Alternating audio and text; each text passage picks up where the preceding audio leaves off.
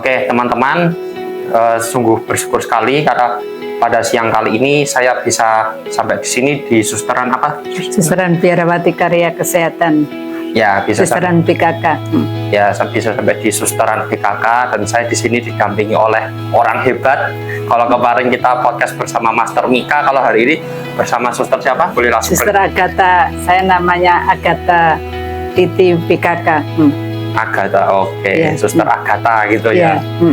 Oke, Suster Agatha, tapi juga istilahnya baru belum lama nih belajar tentang hipnosis gitu ya, Sus? Iya, iya. Baru level 1. Satu.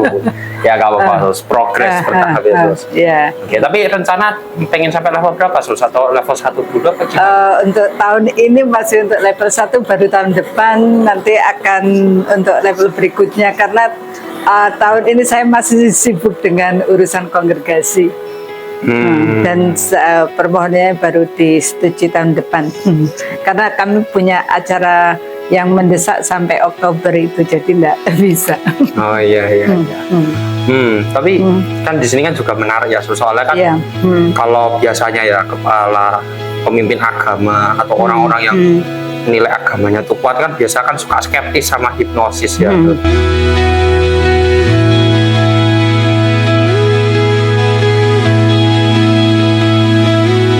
Oke, mungkin bisa tak mulai dari gini juga saya, Sus. Sebelumnya Suster ini kenapa sih kok bisa tertarik Sus buat apa istilahnya itu belajar hipnosis? Sus?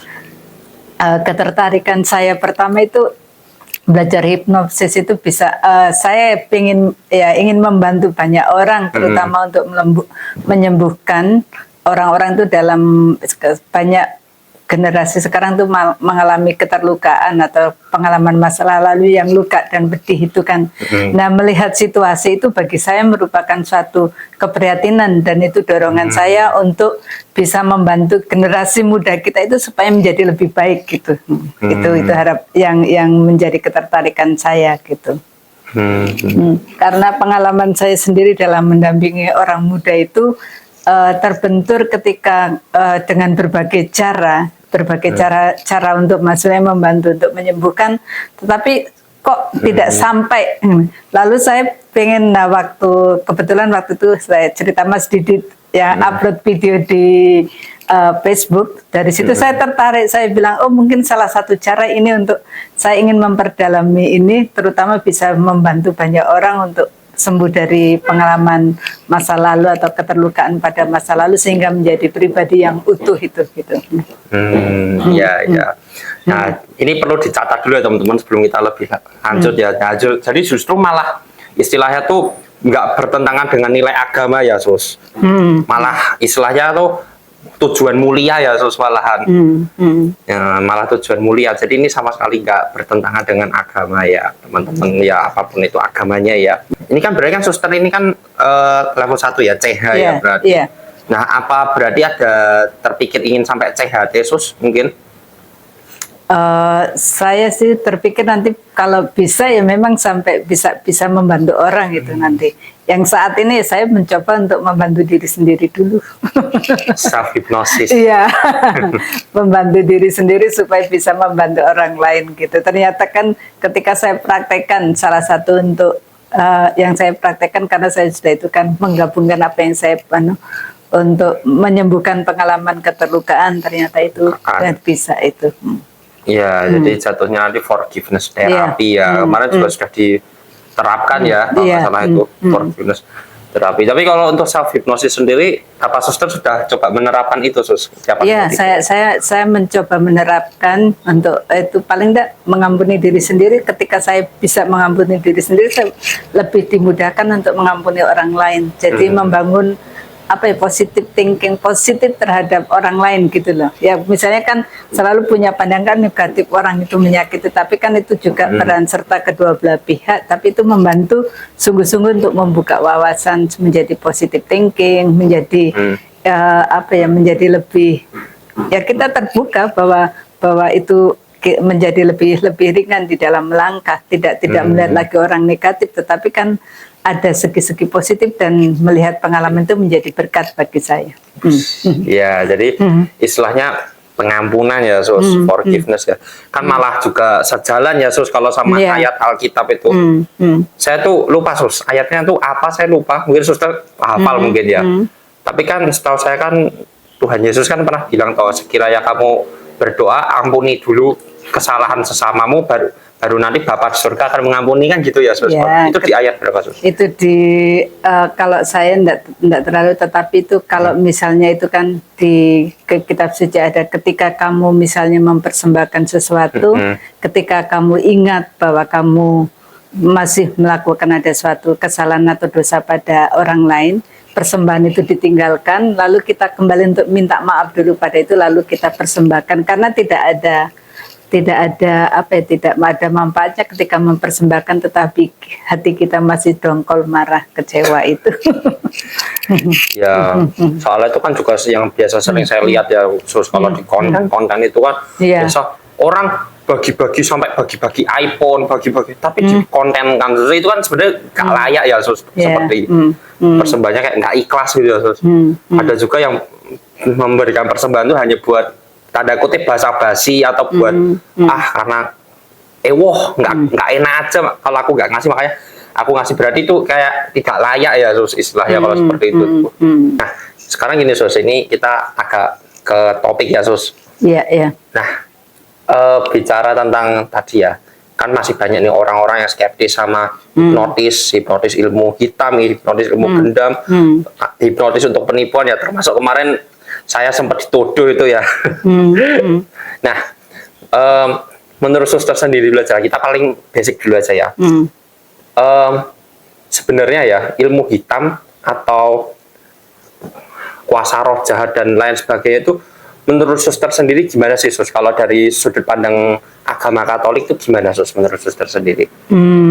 Sebenarnya kan di dalam diri kita itu ada dua kuasa hitam dengan kuasa baik. Hanya sebenarnya membuat baik atau buruk itu tergantung dari diri kita sendiri. Karena kan peran serta diri kita sendiri itu yang membuat kita juga membuat menjadi jelek atau menjadi baik. Ketika kita bisa berjuang, dalam arti ini sesuatu kan setiap manusia itu punya dikaruniai suara hati, itu kan suara Tuhan sendiri. Nah di dalam suara hati itu kita diajak untuk membedakan di dalam diri kita. Kalau kami misalnya di dalam anak gereja Katolik ada namanya pembedaan roh atau discernment, itu membedakan ini kuasa jahat atau kuasa baik diskresi, di dalam diskresi. Nah kalau ketika kuasa jahat itu kan pasti sesuatu yang memang mungkin kelihatannya suatu baik sekali, tetapi hasilnya kalau itu menyesatkan itu berarti pengaruh kuasa jahat. Tetapi kalau sesuatu yang baik tetapi hasilnya itu menumbuhkan semangat berjuang, semangat iman, itu kuasa baik yang berkarya gitu. Kalau misalnya saya dulu punya contoh, ada dorongan suatu, nah kuasa jahat itu kan bekerja melalui sesuatu hal yang baik. Saya pernah pada waktu itu, contohnya waktu itu kan sebenarnya saya salah satu contoh saya mau berbuat baik sebenarnya, terus lalu dorongan kuasa jahat itu mendorong mengatakan kan kamu orang yang tidak suka dipuji, tapi kalau kamu melakukan suatu pekerjaan ini banyak orang memuji kamu, ini lebih baik kamu tidak lakukan. Lalu waktu itu saya hampir tergoda, lalu saya sadar bahwa itu kuasa jahat yang bekerja di dalam diri saya. Langsung saya mengatakan, nyah engkau. Lalu saya melakukan sesuatu yang jahat bukan sesuatu yang jahat, sesuatu yang baik. Itu lalu dan saya juga tidak membutuhkan pujian, dan itu membuat hati saya damai. Gitu. Ya. Berarti istilahnya itu dilihat dari buahnya ya, sus. Iya. Kan kalau nggak salah kan buah-buah roh tuh, suster apa nggak bu? Sus, buah-buah roh apa? Ada sukacita, mengasihi, mengampuni, menghormati, menghargai, ada banyak hal terus itu. Kalau nggak salah kan di surat Korintus apa di surat berapa? Di surat Rasul Paulus kepada jemaat di Korintus. Nah, iya. Buah-buah roh tuh kalau nggak salah pengendalian diri. Iya, termasuk itu. Damai sejahtera. Ya saya nggak hafal sih, sus. Saya juga tidak hafal. Salah satu mengasihi, menghargai, menghormati itu. Sukacita itu.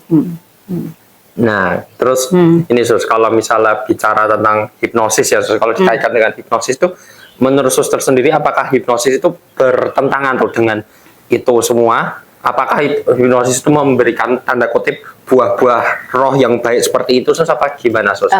Kalau menurut saya, kalau hipnosis itu kan sebenarnya kita kalau menggunakan untuk sesuatu kebaikan itu sebenarnya tujuannya kalau untuk suatu kebaikan yaitu membuatkan roh baik. Yang membuat jelek kadang-kadang kan orang menyalahgunakan semua, apapun yang disalahgunakan kan pada prinsipnya tidak baik. Kalau hipnosis kan tujuannya baik untuk membangun salah satu itu tadi penyembuhan untuk penyembuhan luka-luka batin. Kalau saya membaca bukunya itu sebenarnya kita mau diajak untuk menggali kita kalau dalam arti dalam diri kita kan ada suatu yang gelap itu banyak ini dimunculkan kembali supaya kita semakin sadar melihat di situ. Kalau saya melihat itu dimunculkan sesuatu, kita mau diajak melihat banyak kebaikan-kebaikan Tuhan yang ada di dalam diri kita, yang tidak ditutupi lagi, karena semakin dibuka, semakin kita dilihat, semakin juga orang menyaksikan suatu nilai atau rahmat atau berkat dari diri kita itu. Ya, jadi istilahnya tuh malah ini ya, justru malah bisa menghasilkan hal yang positif ya, kayak menguak misal luka dalam nih gitu ya, luka dalam yang sudah lama tidak terkuak kan, justru hipnosis itu malah bisa menguak itu ya, Sus.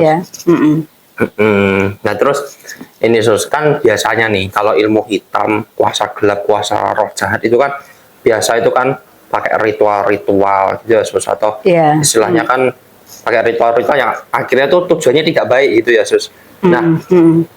Nah, apakah menurut Suster itu hipnosis itu menggunakan ritual-ritual gitu, Sus, atau apa ya istilahnya, intinya ada campur tangan iblis itu nggak, Sus, menurut Suster sendiri? Kalau menurut saya sih, yang sejauh saya belajar mengetahui itu sih, hipnosis itu tidak pakai ritual-ritual macam-macam, tapi kan itu memang hipnosis itu terjadi kalau itu dari pihak tertentu itu terbuka. Kalau enggak ya enggak akan terjadi itu.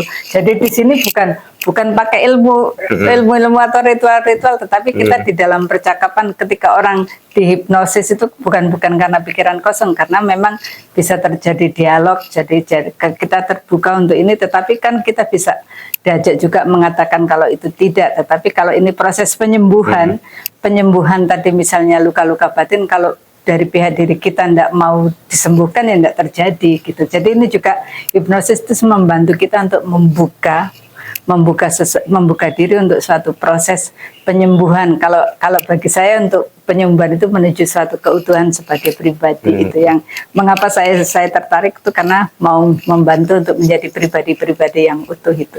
Ya, jadi ini jelas ya, Sus, kalau memang hipnosis itu sama sekali nggak ada unsur roh jahatnya ya, Sus. Iya. Karena ini kan penuturan dari Suster sendiri dia selaku ya biarawati, dan selaku juga biarawati yang mempelajari hipnosis gitulah ya. Nah, kalau saya yang ngomong kan nanti orang-orang di luar sana yang awam terutama yang kemarin nuduh saya itu kan mungkin nggak percaya, Sus, kalau saya sendiri yang ngomong. Tapi kalau misal dari Suster sendiri, karena dia memang orangnya kan istilahnya tuh agamis banget ya, Sus, agamis Kristiani gitu ya. Itu kan istilahnya harusnya kan dia malah bisa lebih teryakinkan gitu ya, Sus, kalau memang hipnosis itu bukan ilmu hitam ya, Sus. Kayak gitu. Bahkan tuh juga istilahnya itu kan sering ya, mesti kalau orang-orang awam itu kan mendengar, bahkan mungkin Suster sebelum belajar hipnosis kan sering mungkin ya mendengar kasus penipuan oleh hipnotis, kayak gitu kan. Sebenarnya kan itu ya juga hoax ya, Sus, maksudnya. Dalam arti itu kadang tuh kan nggak tahu ya, Sus, saya kok heran ya sama orang Indonesia itu kan biasanya kayak misalnya nih, dia antri di ATM nih, terus pas antri di ATM tuh ada orang kebetulan nih narik uang nih kok 10 juta nih misalnya, 10 juta nih kan banyak nih, tebel nih. Terus akhirnya ada orang, nah ini penjahatnya nih berlaku baik nih, wah kamu kok bawa uang 10 juta nih, tak bantu bawain sini kok, kasihan banget nih. Nah terus karena kebetulan kan si penarik uang ini kan kebetulan terlalu polos mungkin ya, akhirnya dikasihkan nih. Terus pas udah dikasihkan nih ya, aku ditap sebentar ya. Nah terus habis itu pelakunya ini kan terus kayak modusnya kan, ini tak cariin tas dulu ya nih biar lebih aman. Nah tapi pas nyariin tas kan langsung dibawa pergi kan gitu toh. Iya, Sus, gitu iya. ya. Tapi biasanya orang Indonesia kalau kayak gitu-gitu tuh herannya saya kok kenapa kok selalu dikambing hitam kan? Ah, itu dihipnotis padahal kan sebenarnya bukan dihipnotis ya, Sus. Iya. Tapi kan di apa istilahnya tuh di ya memang terlalu lugu saja ya, Iya, Sus. iya. Kayak gitu. Terlalu lugu dan terlalu percaya kalau menurut saya. Kan sebenarnya ya, ya dalam hal begitu bukan kita juga terhadap orang yang tidak dikenal. Kalau memang itu ya kita tidak begitu saja, apalagi dalam hal uang terus langsung kasihkan, belum tentu kasihkan pada orang yang pasti kita kenal enggak. Kenapa uang itu kasihkan ya? Risikonya. Nah itu bagi saya sih bukan pakai apa ilmu gendam atau di hipnosis seperti itu. Nah ya, berarti memang apa istilahnya tuh ya ini juga perlu diluruskan ya, Iya. supaya orang-orang di luar sana yang berpikiran hipnotis untuk penipuan itu ya otomatis kan terpatahkan ya, semua itu sebenarnya bukan hipnosis, itu orangnya aja yang terlalu lugu gitu loh. Kayak gitu. Nah, terus kira-kira apa suster ada rencana gitu sus mungkin kedepannya pengen apa istilahnya tuh buka praktek terapi untuk pelayanannya suster nih sebagai biarawati, apakah ada sus rencana seperti itu? Rencananya saya nanti kalau ke depannya itu saya pengen membuka itu, terutama kan kalau saya nanti kembali, tidak tahu kembali bekerja di rumah sakit dalam arti untuk di pastoral care, terutama untuk pasien-pasien. Saya karena ingin mendampingi pasien ketika mereka apa ya dalam arti bagaimana membantu mereka untuk dalam proses penyembuhan itu. Kan kadang-kadang takut obat lah, takut apa, tapi kan supaya mereka bahwa seperti yang dulu misalnya kalau orang ini percaya dengan, tetapi supaya sungguh-sungguh bahwa punya daya pikir, daya nalar yang bagus untuk ini, mereka itu bisa tidak begitu saja menurut apa yang dikatakan, tetapi punya daya tawar. Oh ini manfaatnya untuk apa, gunanya untuk apa, itu untuk melatih para pasien begitu gitu itu yang. Ya. Biasanya kan juga ada tuh kan hypnobirthing ya, sus. Yeah. Hypnobirthing tuh membantu orang yang mau melahirkan. Iya. Karena kan kebetulan kan kemarin kan saya kan juga habis ini sus kemarin sertifikasi master hipnotis tuh. Iya. Itu kan saya diajarin tuh di L3 ya, diajarin oh hypnobirthing. Jadi kayak pertemuan pertama tuh kita kunjungi keluarga yang apa istilahnya tuh sedang hamil itu, dan hamilnya udah besar yang sekiranya memang sudah mau melahirkan gitu loh sus. Mungkin yang apa ya hamil 8 bulan atau mungkin beberapa minggu sebelum perkiraan kelahiran gitu ya. Dari situ kan pertemuan pertama kita kayak memberikan relaksasi, oh hamil itu enak, hamil itu apa istilahnya menyenangkan. Kan kita mengubah kebermaknaannya ya. Nah, terus nanti di pertemuan kedua itu kan ada tuh istilahnya tuh kita kayak memberikan anchor, oke. Mulai sekarang sampai seterusnya kalau air apa istilahnya kalau air ketubannya itu mulai pecah atau mulai terkena apa istilahnya tuh tubuhnya kita itu otomatis nanti kamu akan merasa apa ya mati rasa di bagian payudara ke bawah sampai tempat melahirkan itu ya sus. Ya itu kan malah istilahnya kan bisa membantu buat kayak gitu juga ya sus istilahnya. Makanya kalau melahirkannya jadi lebih nyaman istilahnya. Iya. Daripada beli obat bius ya sus malah tambah mahal lagi ya. Itu ya maksudnya juga bisa membantu nanti untuk proses persalinan di rumah sakit dengan pasien-pasien yang kadang apa ya masih punya pengalaman. Kan setiap pasien itu tidak hanya karena sakit secara fisik ya, banyak mengalami pengalaman sakit ya, bukan gangguan mental ya, gangguan pikiran segala macam yang membuat itu untuk mereka menjadi pasien yang katakan pasien yang bijaksana, pasien yang punya pasien cerdas, punya daya tawar itu. Oke. Nah terus ini sus, saya baru keingat barusan ini sus. Kadang itu ya sus, kan ada beberapa orang hipnotis ya, orang hipnotis yang dia juga belajar kayak tarot, palmistry itu membaca garis tangan. terus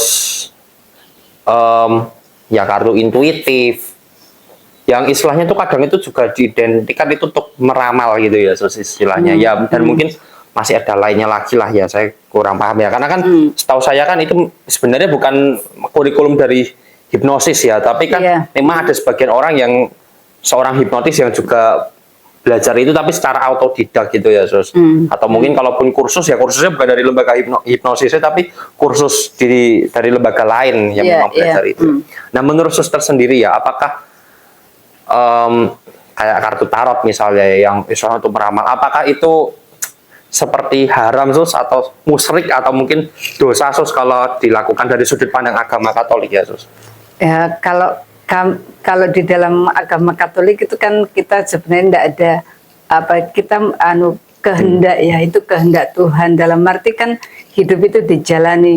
Kalau memang jalan hidup kita kan jalannya ke depan. Kalau kita misalnya sebenarnya kalau orang meramal kan melihat pengalaman masa lalu, bukan pengalaman ke depan. Kita kan diajak maju ke depan.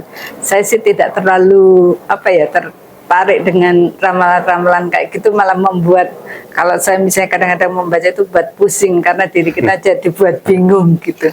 Yang saya percaya bahwa apa yang saya hidupi jalani menurut kehendak Tuhan, itu saja itu yang selama ini saya jalani. Termasuk apa misalnya ramalan-ramalan apapun ya, itu bagi saya sekedar pengetahuan, tidak saya berpacu pada itu, hanya untuk misalnya pengen tahu saja. Kalau ada orang lain tanya seperti itu ya, kita jangan mempercayai kayak itu, karena toh ramalan itu kan dibuat oleh manusia. Kita kan semua juga manusia, kita kan kehendak Tuhan itu kalau itu kan pasti nih. Tapi kalau intuisi kan itu sebenarnya, kalau intuisi itu kan karunia ya, Tuhan yang memberikan pada setiap pribadi itu berbeda-beda, dan itu kan bisa diaktifkan atau bisa tidak. Kalau saya sih intuisi, saya percaya dengan intuisi karena setiap orang pasti punya intuisi. Karena pengalaman saya kan kadang-kadang saya intuisi kan bisa misalnya kalau saya intuisi saya cek dengan suara hati, betul enggak? Kalau dulu saya misalnya tugas di rumah sakit itu sering gerakan intuisi atau gerakan batin itu ketika ada orang meninggal, saya itu pasti didorong, tiba-tiba misalnya saya di ruangan kerja saya didorong untuk mendatangi pasien di kamar tertentu gitu. Nah, saya datang, kadang misalnya pasien tidur, terus saya tanya, Pak, bagaimana misalnya Abang, terus saya kadang-kadang hanya ajak berdoa. Saya tapi tidak mengatakan ya itu, kalau hidup mati kan di tangan Tuhan, kita tidak tahu, tetapi saya hanya terdorong untuk mendoakan, tapi tidak tahu alasannya apa. Tetapi ketika setelah selesai berdoa dengan mereka, misalnya 1 hari atau berapa jam kemudian, kadang-kadang orang itu meninggal, saya bilang, oh itu berarti kan dorongan suara hati saya yang menggerakkan ya. Dalam arti kan itu ada intuisi atau dorongan suara hati itu menggerakkan saya untuk datang. Datangnya sebenarnya itu bagi saya bukan karena apa, itu Tuhan memakai saya untuk menyelamatkan jiwa orang itu supaya diselamatkan sebelum meninggal, dengan berdoa disadarkan kembali. Lalu saya kadang-kadang kalau begitu saya ngajak keluarga, jadi berdoa bersama keluarga, lalu di dalam keluarga itu tadi saling mengampuni satu sama lain supaya yang meninggal juga bahagia, yang ditinggalkan juga tidak merasa bersalah. Jadi ini ada suatu proses rekonsiliasi bersama. Itu yang itu. Jadi menyelamatkan, bagi saya itu menyelamatkan jiwa-jiwa gitu. Menyelamatkan jiwa. Ya, jadi istilahnya tuh apa ya istilahnya, intuisi dengan apa namanya tuh meramal gitu ya, Sus. Itu berbeda ya, Sus. Berarti berbeda. Kalau intuisi itu memang sebagian, tapi ini maksudnya tentunya intuisi yang baik ya, Sus. Karena kan ada juga istilahnya, Suster masih tahu ya anak indigo gitu. Malah anak indigo itu kan katanya kan malah justru anak-anak yang terjerat dalam kuasa gelap ya, Sus. Mungkin dulu buyut-buyutnya atau apa istilahnya orang tuanya mungkin, atau mungkin dianya sendiri mungkin pernah terjerat dalam apa tuh kuasa gelap gitu loh, Sus. Misal mungkin dukun mungkin, atau mungkin malah bukan pesan ke dukun tapi malah sebagai pelaku dukunnya kan seperti itu ya, Sus, biasanya anak indigo. Ya tentunya kalau itu kan pasti bukan karunia dari Tuhan ya, Sus. Itu kan justru malah terjerat ya, Sus. Malah perlu kita doakan ya kalau anak indigo. Tapi kalau intuisi rohani yang kok aku ingin mendoakan dia ya, nggak tahu kenapa nih, nggak ada alasan ilmiahnya, tahu-tahu hanya ingin mendoakan saja ya, Sus. Iya, iya. Kayak gitu, tahu-tahu oh beneran nih, ternyata habis didoakan kok selang berapa jam atau selang berapa hari kok kemudian meninggal dunia, seperti itu ya, Sus, istilahnya. Ya tapi kalau misal untuk meramal itu, misal meramal ya, Sus, ini bukan yang intuisi rohani seperti itu ya, tapi murni untuk meramal dan kita percaya itu berarti gimana, Sus? Dosa, Sus, berarti tepan atau nggak berkenan di mata Tuhan, dosa apa gimana menurut Sus? Kalau saya enggak bisa mengatakan itu dosa atau enggak ya. Kalau kita meramal kan berarti kita menurut saya, ini pendapat saya, kalau meramal berarti kita kan menyamai Tuhan gitu. Padahal kan hidup kita kan Tuhan yang memberi hidup mati kan, Tuhan sudah menciptakan kita kan sejak awal. Kalau kita kembali pada kitab Kejadian kan, Tuhan menciptakan manusia baik adanya. Yang membuat tadi tidak baik kan kembali pada diri kita sendiri kan. Faktornya banyak, faktor keluarga, faktor masyarakat, faktor itu. Lalu di dalam diri kita sendiri juga kita diberi kehendak, kebebasan dan akal budi, ini baik atau enggak. Sebenarnya kembali pada kita tadi untuk menggunakan sesuatu yang baik itu. Bukan untuk kita mau rusak. Dalam rusak atau enggak itu sebenarnya tergantung dari diri kita sendiri ya. Kita mau merusak karena kan kita tadi diberi kebebasan ya. Kepikiran kita kalau kita mengikuti sesuatu yang jahat ya kita merusak. Tetapi kalau kita mengikuti sesuatu yang baik, karena suara Tuhan itu kan suara yang baik di dalam diri kita, itu selalu mengarahkan pada sesuatu yang baik. Walaupun mungkin ada kesulitan, tantangan, tetapi tujuannya kita pada suatu kebaikan dan keselamatan jiwa kita sendiri. Itu sedap, Sus. Ya jadi istilahnya itu kan ya saya pun juga sebenarnya seperti kurang lebih ya mungkin hampir sama ya, Sus. Cuma walaupun sebenarnya saya tuh juga bingung ya, Sus, apakah kartu tarot, kartu lain sebagainya, palmistry dan lain sebagainya itu apakah patut dipercaya juga apa tidak, ya saya masih mempelajari lebih dalam sih sebenarnya. Dan apakah itu dosa apa enggak ya saya sebenarnya agak kurang paham juga apakah itu dosa apa enggak. Mungkin kan kalau masalah dosa dan tidak kan mungkin suster yang lebih paham mungkin ya. Saya kan cuma umat biasa yang nggak terlalu mendalami dosa apa tidak gitu ya, Sus. Cuma kalau bagi saya pribadi, Sus, mungkin kalau kita tanda kutip seperti menuhankan itu baru dosa ya, Sus. Kalau menuhankan. Kalau misalnya, tapi kalau hanya sekedar untuk pengetahuan, untuk tahu kan kita ilmu, berbagai ilmu kan bisa didalami, tapi untuk istilahnya membuat kita lebih mendalami, lebih percaya pada apa yang dikehendaki oleh Tuhan. Ya kalau kita pengen tahu misalnya ya ramalan, kayak misalnya ramalan pengen tahu ya ramalan-ramalan, kalau ramalan cuaca perkiraannya apakah betul itu ya, itu kan bisa dipercaya. Kalau ramalan cuaca kan belum tentu juga bisa misalnya hari ini hujan, belum tentu juga hujan. Tapi kan kalau itu kan pakai ada alat kimianya yang bisa dalam arti bisa sungguh-sungguh bisa untuk ukuran. Tetapi kalau ramalan-ramalan itu memang menurut orang kadang-kadang itu bisa terjadi atau enggak, tapi kan tergantung kembali pada diri kita sendiri. Kita mempercayai pada Tuhan atau percaya pada hal ramalan yang kadang mungkin membuat diri kita semakin tidak bingung, takut, malah nanti kacau gitu. Makanya kalau saya itu biasanya gini, Sus, walaupun kan ada tuh, Sus, istilahnya teman-teman saya yang belajar palmistry, baca garis tangan itu terus tarot. Kalau saya itu belajarnya kartu intuitif, Sus. Ya, itu saya pun juga kartu intuitif pun juga nggak ada ininya, nggak ada unsur-unsur gaibnya pun nggak ada. Kita cuma mengambil berdasarkan intuisi kita aja. Kayak gitu. Terus juga kemarin kan ada yang namanya pendulum itu ya, Sus. Pendulum itu. Nah, kalau saya pribadi sih cuman kalau belajar gitu-gitu ya, kayak misal ya udah, kalau misalnya itu baik, hasilnya baik itu ya saya aminkan. Ya saya aminkan, oke, amin, semoga terjadi beneran. Tapi kalau hasilnya buruk pun ya saya mentok-mentok hanya menganggap itu sebagai warning gitu loh, Sus. Hanya untuk wanti-wanti aja, oh ya dah, hati-hati. Maksudnya nggak yang apa sih namanya tuh, mengaminkan lah istilahnya tuh. Nggak, dan saya pun juga kadang gitu tuh juga buat kayak have fun, kayak oh sekedar tahu ini hasilnya, tapi nggak yang apa sih namanya tuh, nggak yang tanda kutip ya sampai menuhankan itu ya enggak pasti ya, karena kan juga menuhankan seperti itu yang kita seolah-olah kita menggantikan posisi menggantikan Tuhan menjadi kartu, itu kan enggak baik juga ya, Sus, istilah ya untuk kehidupan beriman, apalagi sebagai umat Katolik gitu ya, Sus. Iya, iya.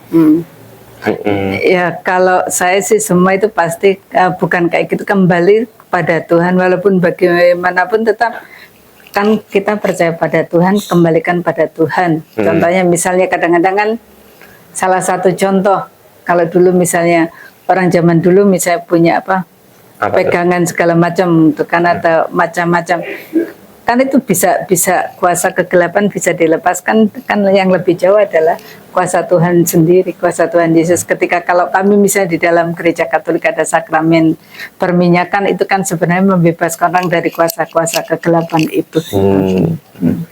Suster, tapi pernah ini apa istilahnya ditugaskan untuk membebaskan orang dari kuasa gelap, pernah, Sus? Kami punya pengalaman waktu itu, kami punya ART di sini.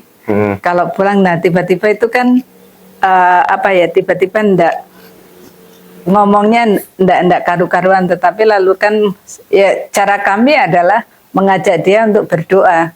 Terus kami ajak dengan berdoa dengan doa cara Katolik, lalu kami ajak berdoa. Terus setelah selesai berdoa, terus baru dia sadar, tadi saya kenapa gitu. Nah itu kan kami tidak pakai cara-cara yang lain, hanya dengan yang saya tahu ya mendoakan itu, diajak berdoa. Kalau kami punya sakramen Maha Kudus, saya ajak diajak sakramen Maha Kudus. Terus itu beliau itu sadar, lalu ya kalau misalnya bisa diajak bicara yang mengganggu ya saya mengatakan, kamu keluar, ini bukan tempat kamu tidak bisa mengganggu itu. Akhirnya ya itu satu pengalaman kami pernah, misalnya ada orang itu terus lalu saya mengatakan, keluar, ini bukan tempatmu, kamu kembali ke tempatnya.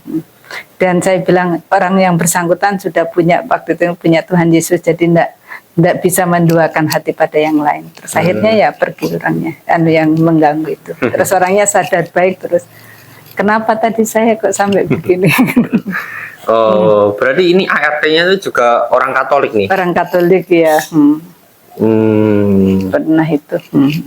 Ya, istilahnya itu kan, walaupun saya pribadi juga sebenarnya masih mempelajari ini lebih dalam ya, belum yang 100% paham betul ya. Tapi kan, ya ini kalau dikaitkan dengan ilmu hipnosis itu kan memang hantu itu sebenarnya juga nggak, ada yang mengatakan kalau dari teori hipnosis itu ada yang mengatakan hantu itu sebenarnya juga nggak ada ya, Sus. Hantu, hal-hal gaib spiritual itu sebenarnya tidak ada. Dalam arti gini, Sus, ini saya tinjau dari teori hipnosis ya, Sus. Misal kayak orang kerasukan, orang kesurupan, itu memang dia hanya halusinasi saja, dan biasanya itu terjadi kalau orang itu sedang stres misalnya, atau depresi gitu. Karena stres, depresi, akhirnya alam bawah sadar dia yang negatif itu menguak gitu loh, Sus. Makanya kalau misalnya ada orang kerasukan, pas kerasukan itu terus dia misal jadi apa, jadi macan gitu ya, misalnya.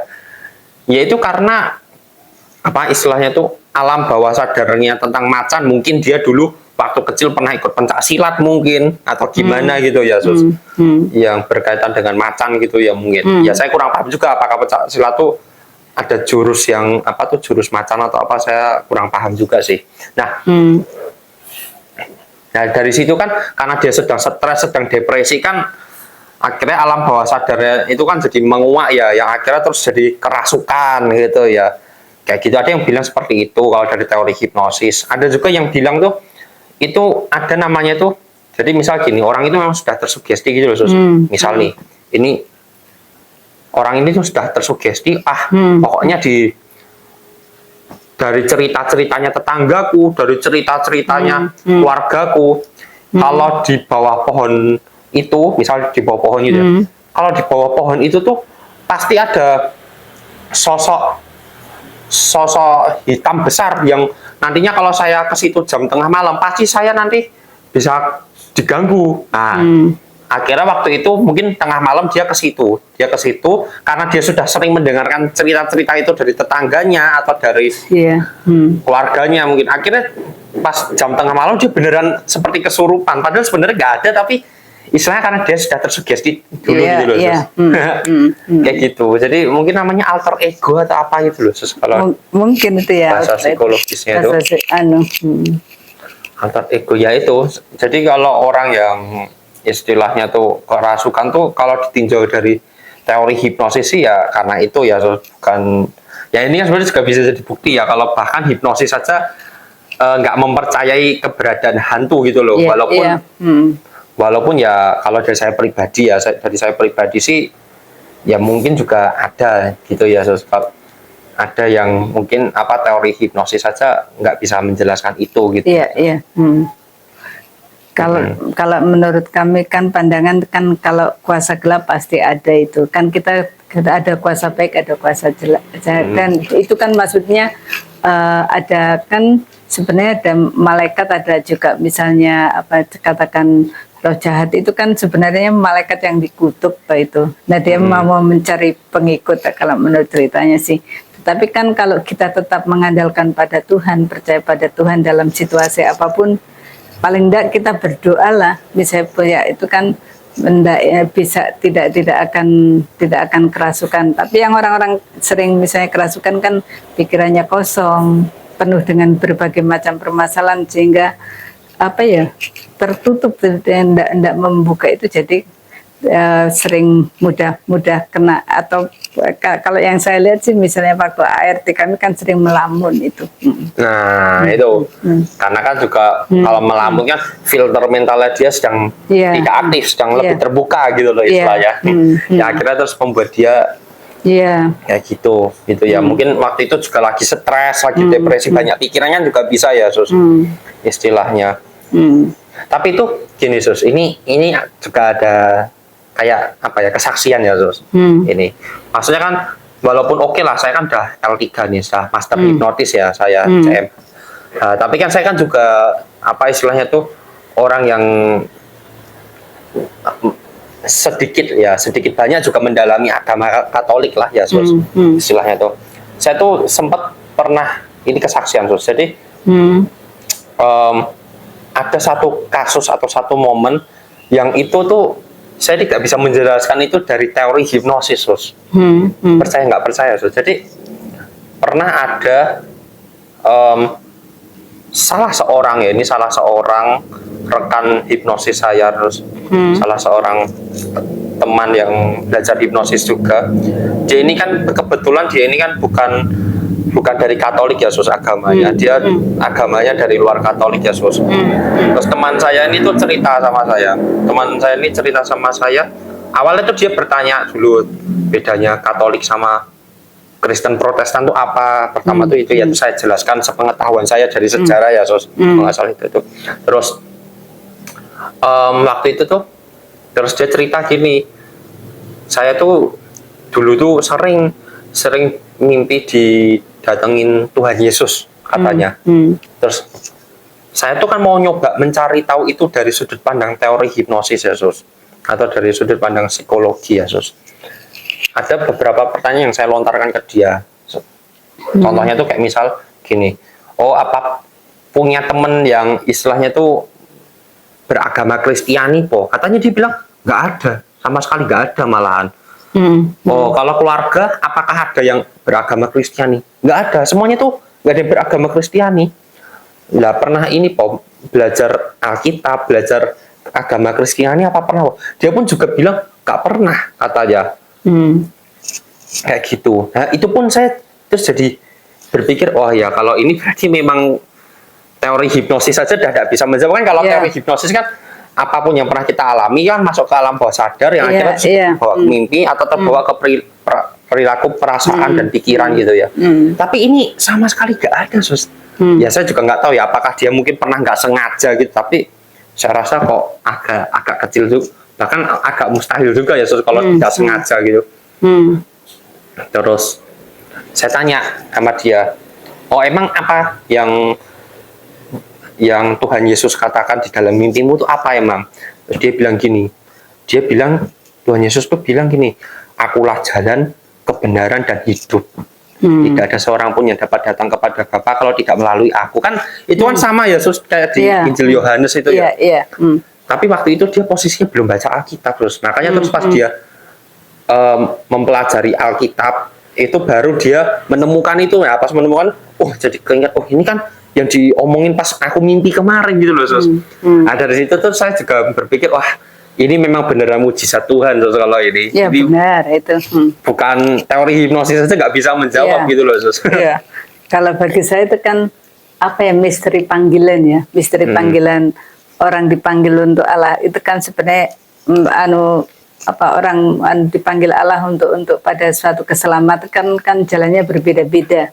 Kita punya cara yang sangat berbeda satu sama lain. Mungkin ada yang melalui mimpi, karena kan kalau kita kan Tuhan bersabda lewat mimpi. Contohnya Santo Yusuf itu kan semua waktu kisah penyelamatan waktu bayi Yesus dari itu kan diajak mengungsi, di mana kan tetap Bapak Yusuf itu melalui mimpi-mimpi itu. Jadi mimpi-mimpi itu juga bisa menjadi sebenarnya tadi kalau salah satu juga bawah sadar kita untuk terungkap, tetapi juga bisa menjadi pesan Tuhan itu, pesan Tuhan melalui diri kita itu. Iya, makanya kan ada tokoh di Alkitab kayak setahu saya itu kayak itu apa Yusuf, tapi Yusuf yang dibuang sama saudara-saudara. Iya, itu yang bisa menafsirkan mimpi. Menafsirkan mimpi. Terus ada juga tuh ini Sus apa? Daniel itu loh Sus. Iya. Itu kan juga yang dia terus akhirnya malah masuk ke kandang singa itu kan ya. Iya. Enggak salah itu kan juga dari mimpi juga ya Sus, istilahnya tuh. Makanya kadang tuh apa istilahnya ya ini mungkin pesan moralnya ya sepintar-pintarnya kita sebagai manusia tuh tetap tidak dihiraukan tuh ada Tuhan yang lebih maha kuasa ya Sus. Teori hipnosis saja tidak bisa jawab gitu Sus. Iya. Jadi kan itu di luar ya, di sini lebih pada kalau begitu kan pada kemahakuasaan Tuhan. Bahwa Tuhan itu sungguh-sungguh kalau bagi saya sih luar biasa, bisa berbicara melalui aneka macam lebih ilmu-ilmu teori yang kadang-kadang ya yang kita pelajari ternyata itu masih lebih tinggi. Itu namanya misteri. Kalau bagi saya misteri, ada sesuatu yang tidak bisa dijelaskan melalui teori-teori, hanya kita percaya pada iman itu, percaya dengan mengiman itulah yang disebut misteri Tuhan di dalam hidup kita. Ya menarik ya. Ini kalau mungkin didalami lebih lanjut ya, karena kebetulan saya juga lumayan suka ya Sus, istilahnya mempelajari hal-hal yang berkecimpung di situ ya. Selain belajar tentang hipnosis gitu loh Sus. Kayak gitu. Ya oke, mungkin teman-teman sampai di sini dulu saja ya mungkin ya kita podcast ya. Nah, jangan lupa buat teman-teman bisa bantu like, comment, share, dan subscribe. Dan teman-teman kalau misal ada yang mau request buat kolaborasi dengan siapa, atau mungkin teman-teman ada request yang topik mau dibahas itu apa, itu teman-teman bisa tulis di kolom komentar ya teman-teman. Boleh tulis mau bahas topik apa atau mau kolaborasi dengan siapa lagi. Gitu ya teman-teman. Ini gitu dulu aja Sus. Ya, terima kasih banyak.